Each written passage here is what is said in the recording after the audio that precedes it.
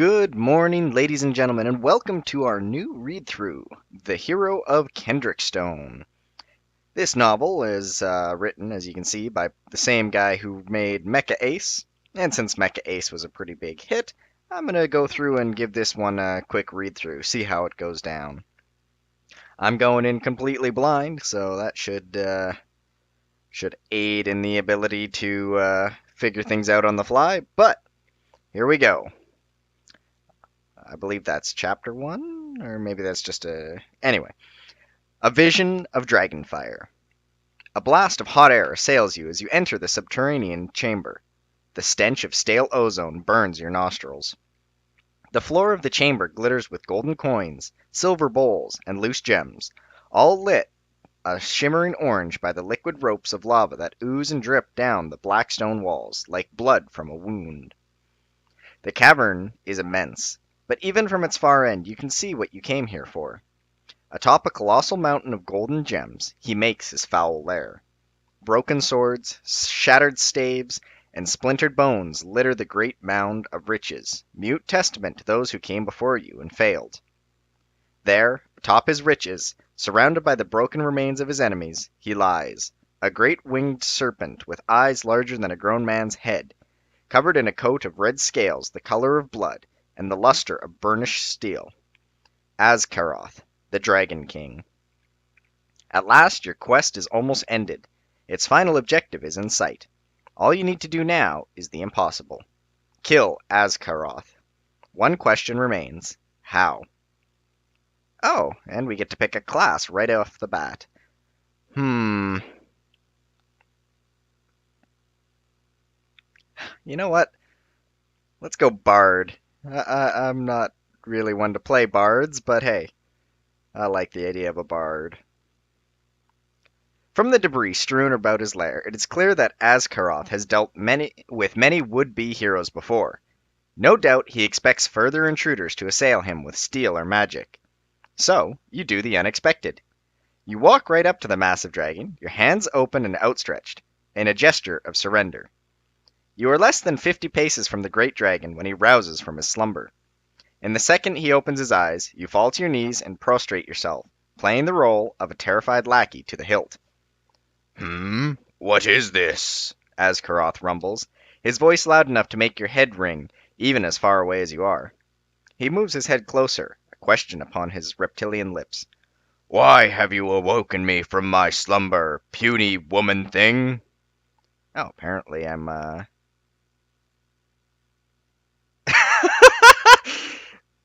The stupid dragon doesn't even know that I'm a non-binary option. I guess we could set ourselves as, like elf or something like that. I like puny woman thing. The game has decided it for us, and so it shall be. However doomed this dragon will be, for the moment, it has 100 times the strength of a puny woman thing like you. Best you start talking. I was traveling through your domains when I was laywayed and captured by a band of vile outlaws, you begin. They brought me back to their camp, where I saw cratefuls of picks and shovels.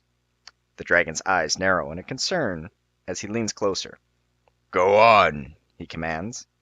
You nod desperately, playing the part of the puny human to the hilt.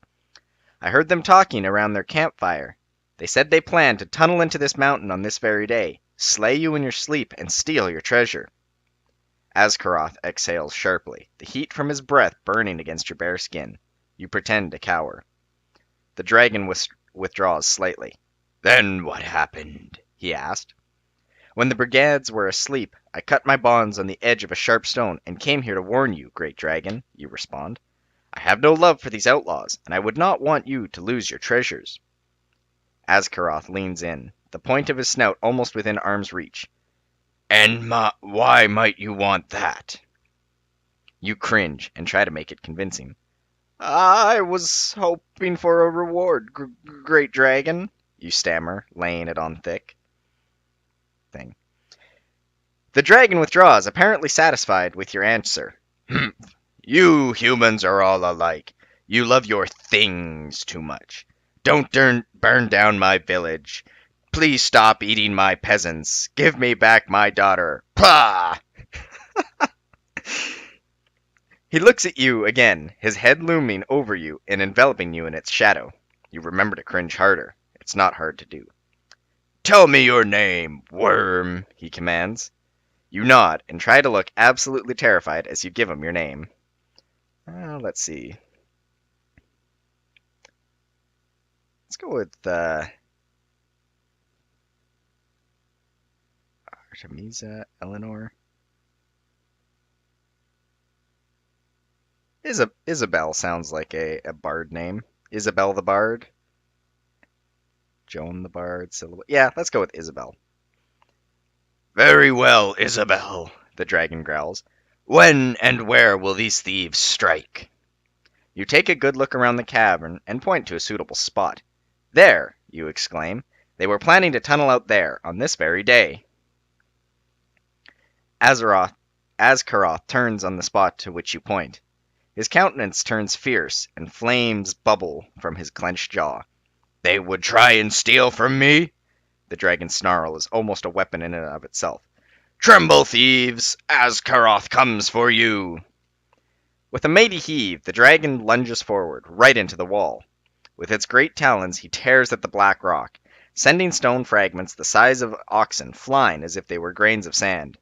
With terrible violence, Azkaroth rips at the wall of the cavern, focusing solely on rooting out and killing the imaginary thieves your trickery has convinced him that there are somewhere. Then, with a mighty crack, the stone above the dragon begins to fracture. In his single-minded fury, the Dragon King continues to dig even as the cracks grow bigger, until with a thunderous crash and a cloud of black dust, the entire side of the cavern breaks free, sending thousands of tons of rock down onto the head of Azkaroth. Despite being battered, beaten, and buried under a veritable mountain of rubble, Azkaroth still lives.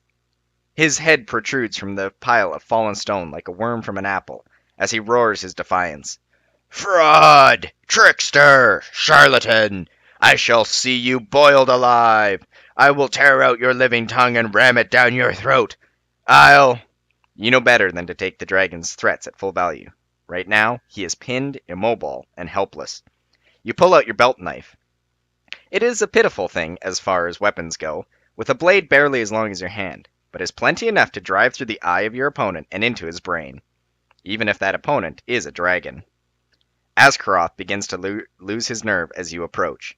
You may have outwitted him, but he is no fool. He knows what is coming next, and even dragons fear death. No! Trickster! You have bested me, but you need not kill me. I will give you half my hoard if you let me live. Imagine the riches you'd have.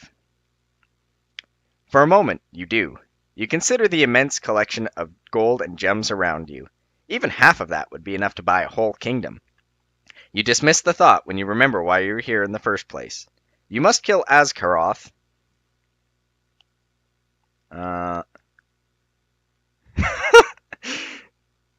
What kind of a guy are we going to be? We're a bard.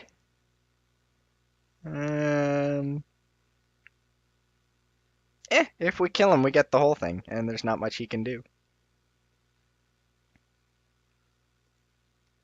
Does the stupid dragon mean to insult you? You have him at your mercy. Why would you settle for half his treasure when a single thrust of a dagger could win it all? You aim your knife carefully and prepare to deliver the killing thrust. Wake up, Azkaroth murmurs, stopping you in your tracks. What could that mean? You clear your head and once again begin to ready yourself to bring the dragon down. Wake up, your stricken foe says again, this time loud enough to make your ears ring and everything around you shake.